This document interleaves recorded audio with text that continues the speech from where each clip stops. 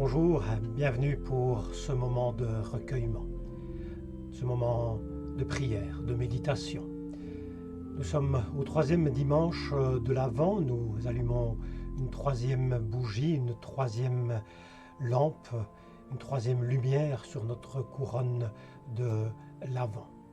Il sera question de lumière dans le texte biblique que nous allons lire, mais avant cela, nous voulons entrer dans ce temps de recueillement par la prière. Ô Dieu, merci pour le temps que tu m'accordes aujourd'hui. Aide-moi à réserver chaque jour un temps pour te rencontrer, un temps pour écouter les autres, un temps pour respirer, pour admirer, un temps pour sourire et pour te remercier. Ô Dieu, merci pour le temps que tu m'accordes aujourd'hui. Aide-moi à réserver chaque jour un temps pour m'arrêter et pour réfléchir. Seigneur, que ton esprit habite les temps que tu m'offres et leur donne leur dimension d'éternité. Partageons ensemble un cantique de cette période de l'Avent après la longue attente, après le rude hiver. Après la longue attente, après le rude hiver, la nouvelle éclatante ébranle l'univers. Fini le Dieu tourment, le Messie va paraître, l'annonce des prophètes s'accomplit maintenant. Les humbles de la terre, les pauvres du Seigneur, pourront lever la tête et réjouir leur cœur. L'amour de Dieu s'étend sur tous ceux qui le craignent, la splendeur de son règne éclaire les vivants. Ô Seigneur, ta puissance nous soutient chaque jour, éveillant l'espérance de ton prochain retour. Le désespoir n'est plus, car ta bonté fidèle et la vie éternelle. Ô viens Seigneur Jésus.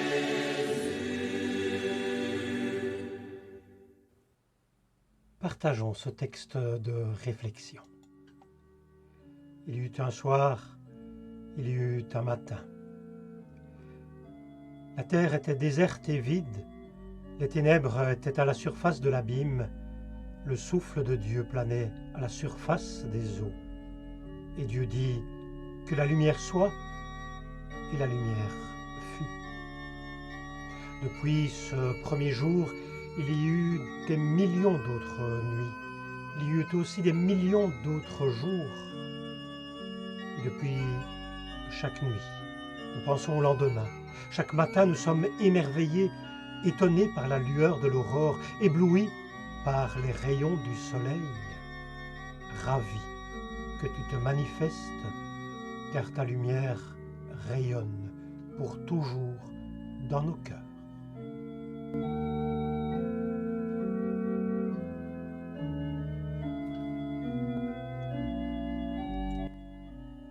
Nous voulons maintenant écouter la lecture de la Bible dans l'évangile du jour, l'évangile de Jean au chapitre 1. Nous lisons d'abord les versets 6 à 8 et ensuite les versets 19 à 28. Dieu envoya son messager, un homme appelé Jean. Il vint comme témoin pour rendre témoignage à la lumière, afin que tous croient grâce à lui. Il n'était pas lui-même la lumière, mais il devait rendre témoignage à la lumière. Cette lumière était la seule vraie lumière, celle qui vient dans le monde et qui éclaire tous les êtres humains. Voici le témoignage rendu par Jean, lorsque les autorités juives de Jérusalem envoyèrent des prêtres et des Lévites pour l'interroger « Qui es-tu » Il ne refusa pas de répondre, mais il affirma très clairement, devant tous, « Je ne suis pas le Christ ». Ils lui demandèrent « Qui es-tu donc ? Es-tu Élie » ? « Non, répondit Jean, je ne le suis pas. « Es-tu le prophète » dirent-ils. « Non » répondit-il. Ils lui dirent alors « Qui es-tu donc ? Nous devons donner une réponse à ceux qui nous ont envoyés. Que dis-tu de toi-même » Jean répondit « Je suis la voix de celui qui crie dans le désert, préparez un chemin bien droit pour le Seigneur, comme l'a dit le prophète Ésaïe. » Ceux qui avaient été envoyés à Jean étaient des pharisiens. Ils l'interrogèrent encore « Si tu n'es pas le Christ, ni Élie, ni le prophète, pourquoi donc baptises-tu » Mais Jean leur répondit « Moi, je vous baptise dans l'eau, mais il y a au milieu de vous quelqu'un que vous ne connaissez pas. Il vient après moi, mais je ne suis pas digne de délier la lanière de ses sandales. » Tout cela se passa à Béthanie, de l'autre côté de la rivière, le Jourdain, là où Jean baptisait.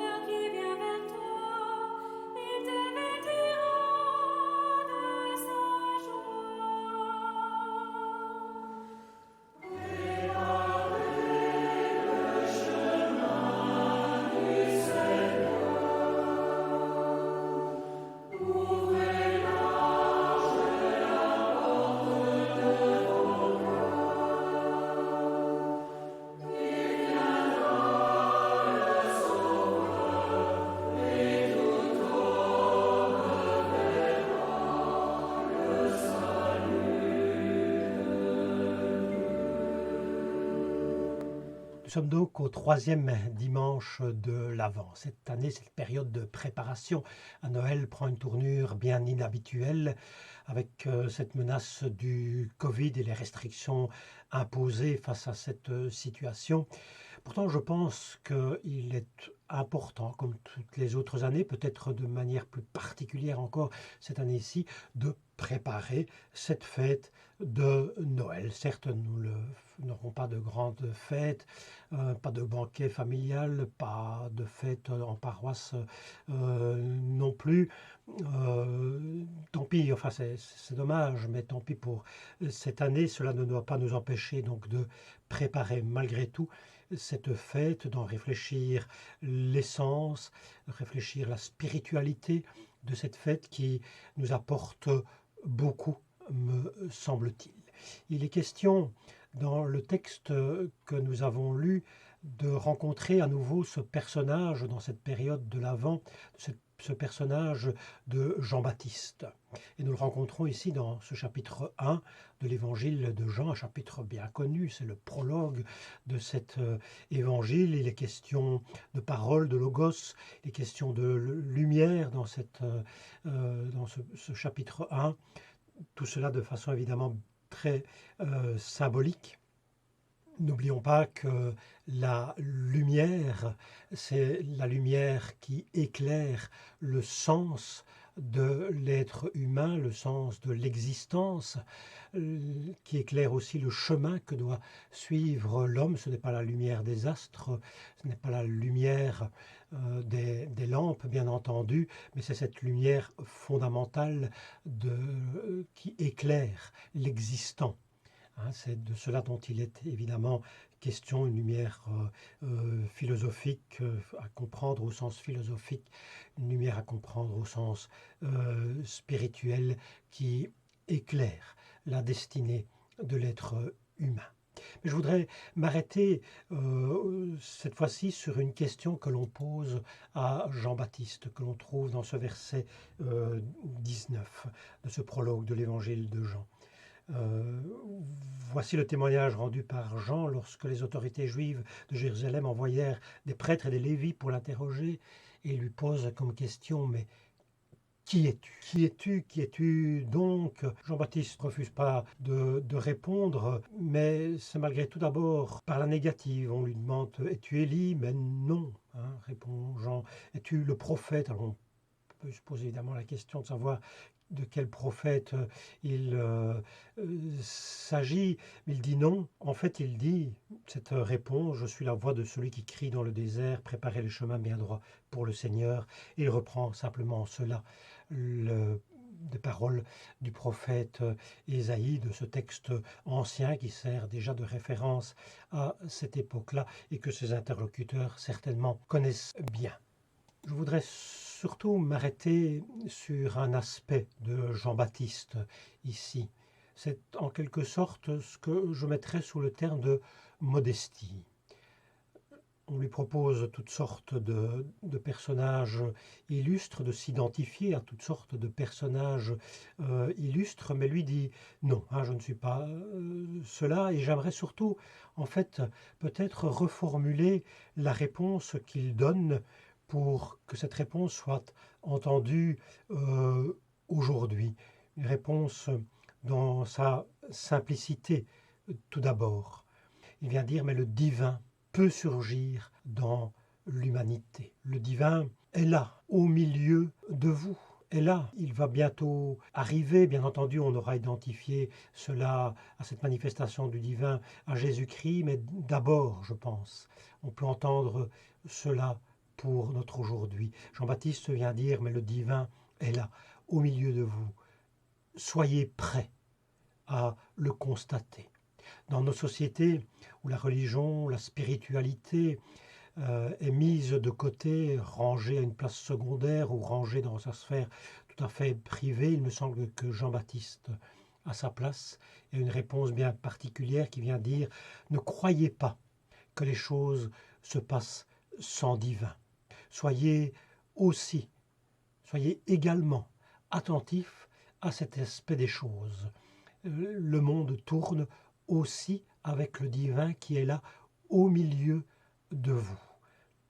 Même si vous ne le voyez pas, même si vous ne le constatez pas, et il s'adresse en plus, lui, à des religieux, hein, donc des personnes qui devraient le savoir plus que d'autres.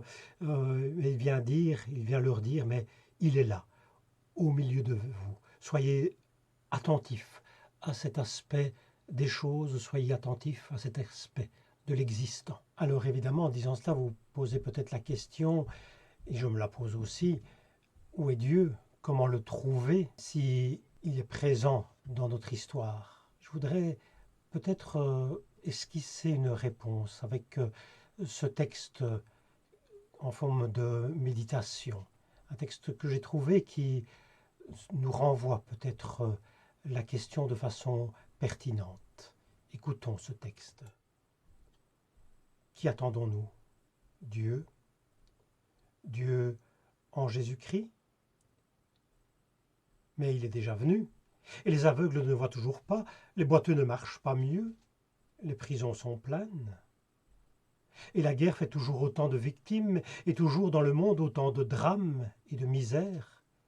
Et pourtant, Jésus est venu. Il paraît qu'il doit revenir. Mais pour l'instant, c'est lui qui nous attend. Car il dépend de nous que la lumière revienne, que la justice soit rétablie et que la paix soit répandue sur la terre. Dieu attend de nous ce que nous attendons de lui. Nous avons vu les pas de notre Dieu tracés sur notre terre. Pour les enfants, les jeunes et les vieux, une route de lumière. Reviendra-t-il marcher sur nos chemins, changer nos cœurs de pierre? Reviendra-t-il semer entre les mains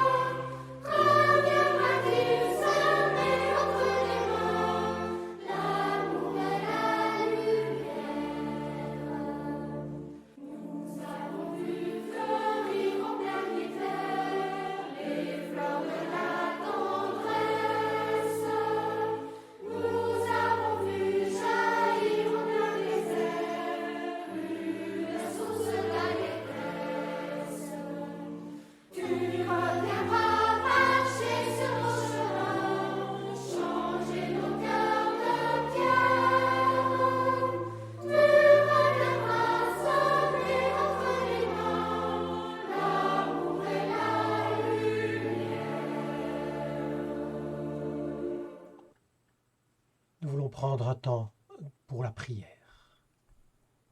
Pour souligner l'universalité de l'Église qui prie pour l'humanité entière qui est aux prises avec cette terrible pandémie du Covid-19, nous voulons prendre une prière qui nous vient d'un autre continent. Il s'agit d'une prière qui nous vient de l'Église unie du Canada. Dans la confusion qui nous envahit, ô Dieu, aide-nous à préserver notre calme face à la profusion d'informations fiables comme erronées, aide-nous à discerner correctement. Quand la crainte nous oppresse, que l'inquiétude devient le pain quotidien, Dieu, apaise-nous. Aide-nous à toucher autrui avec nos cœurs alors que nous ne pouvons le faire de nos mains. Donne-nous de demeurer reliés socialement alors que nous devons maintenir une distance corporelle. Accorde-nous autant que possible un amour parfait envers autrui, sachant que l'amour parfait exclut la crainte. Et nous prions pour les médecins, pour les infirmières et le personnel médical, pour les techniciens, les préposés, les aides et toutes les personnes qui prodiguent soins et services, pour le personnel de recherche, les savants et les épidémiologistes, nous prions. Pour toutes les personnes malades et pour celles qui sont en deuil, nous prions. Pour tous les gens qui subissent les contre-coups de cette épidémie partout dans le monde, nous prions pour la sécurité, pour la santé, pour l'intégrité de tous et chacune. Puissions-nous nourrir les affamés, donner à boire aux assoiffés, vêtir les gens qui sont nus, offrir une demeure aux sans-logis. Puissions-nous accompagner les personnes qui se sentent délaissées et faire tout en notre pouvoir pour guérir les gens malades, malgré l'épidémie, malgré la peur. Aide-nous, ô Dieu, pour que nous nous aidions les unes, les uns et les autres. Nous prions dans l'amour du Créateur, au nom du Guérisseur, par la vie du Saint-Esprit qui est tout en tous. Qu'il en soit ainsi.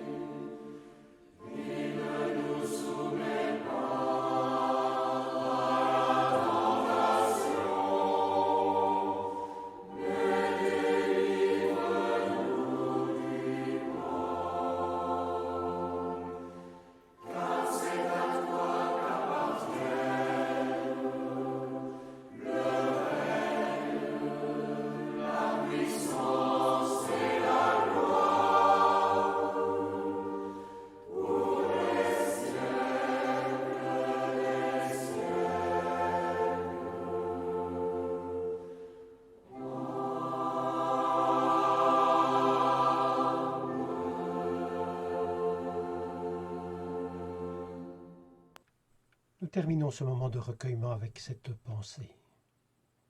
Le Seigneur nous accorde sa bénédiction. Il est soleil au-dessus de nous, terre sous nos pieds, amitié autour de nous, image de lui-même au cœur de notre être. Soyons dans la paix.